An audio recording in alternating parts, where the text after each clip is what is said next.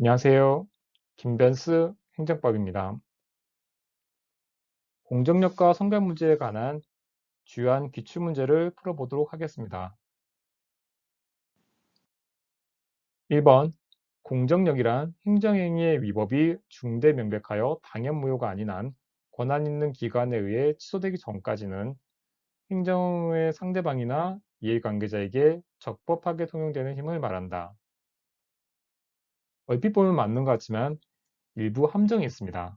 공정력이라는 건 적법하게 통용되는 힘이 아니라 유효한 것으로 통용되는 힘을 말합니다. 공정력에서는 적법성과 유효성을 구분하는 게 중요하다는 걸 알아두시길 바라겠습니다. 1번 지문은 적법하게 통용되는 힘이라고 했기 때문에 틀린 지문이 되겠습니다.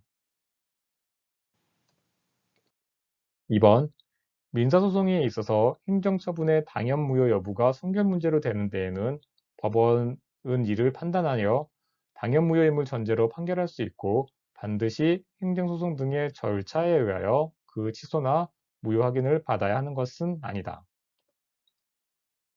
행정행위가 당연무효면 공정력이 발생하지 않습니다. 따라서 민사법원도 행정행위에 효력을 부인할 수 있고 그를 전제로 판결하는 것도 가능합니다. 이번 지문은 맞는 지문입니다. 한번 국세의 과원합이 위법한 과세처분에 의한 것이라도 그 흠이 단지 취소할 수 있는 정도에 불과한 때에는 그 처분이 취소되지 않는 한 그 납세액을 곧바로 부당이득이라고 하여 반환을 구할 수 있는 것은 아니다. 행정행위 하자가 취소 사유에 불과한 때는 공정력 때문에 그 처분이 취소되지 않는 한 그로 인한 이득을 부당이득이라고 할 수는 없습니다. 3번 지문은 맞는 지문입니다.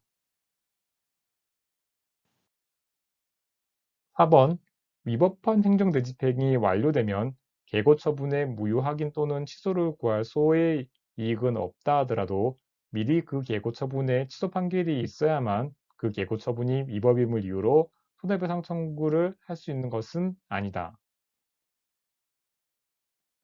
위법성 판단과 효력 부인은 다르다고 설명을 드렸습니다. 계고 처분에 대한 취소 판결이 없다고 하더라도 국가배상 청구 소송의 법원은 처분의 위법성은 판단할 수가 있습니다. 4번 지문은 맞는 지문이 되겠습니다.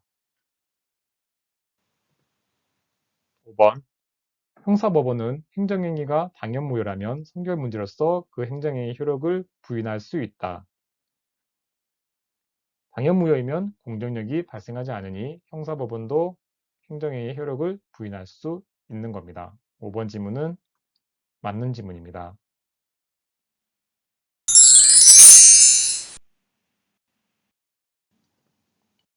6번 연령 미달의 결격자가 타인의 이름으로 운전면허 시험에 응시 합격하여 교부받은 운전면허는 당연무효가 아니라 취소되지 않는 한 유효하므로 피고인의 운전행위는 무면허 운전에 해당하지 않는다. 타인의 이름으로 운전면허 시험에 응시하는 행위는 운전면허 취소 사유에 불과합니다. 따라서 행정행위가 취소되지 않는 한 효력을 부인할 수 없어서 무면허 운전죄에 해당하지 않게 되는 것이죠. 6번 지문은 맞는 지문입니다.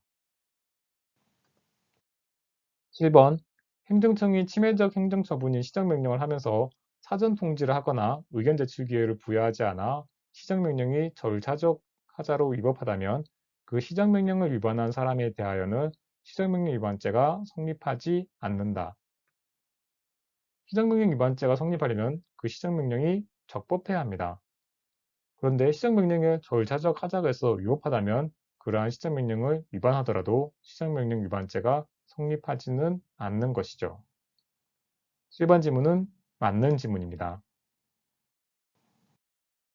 8번 처분의 효력 유무가 당사자 소송의 선결 문제인 경우 당사자 소송의 수소법원은 이를 심사하여 하자가 중대명백한 경우에는 처분이 무효임을 전제로 판단할 수 있고 또한 취소 사유에 그칠 때에도 처분의 효력을 부인할 수 있다. 단순한 취소 사유에 불과할 때는 그 처분의 효력을 부인할 수 없습니다. 따라서 처분의 효력을 부인할 수 있다고 설명한 7번 지문은 틀린 지문입니다. 9번. 행정청의 조치명령이 위반하여 명령위반죄로 기소된 사안에서 해당 조치명령이 당연무효인 경우에 하나여 형사법원은 그 위법성을 판단하여 재해의 성립 여부를 결정할 수 있다. 형사법원은 당연무효가 아닌 경우에도 위법성 판단은 가능합니다. 따라서 명령위반죄에 대해서 판단할 수 있는 것이죠. 9번 지문은 당연무효인 경우에 하나라고 했기 때문에 틀린 지문이 되겠습니다.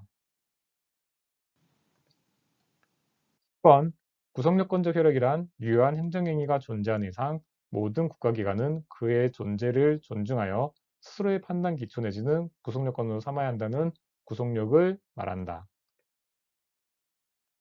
구성요건적 효력이라는 건 유효한 행정행위가 있으면 다른 행정기관과 법원을 구속한다라는 의미입니다. 10번 지문은 맞는 지문입니다. 끝까지 영상을 시청해 주셔서 감사합니다.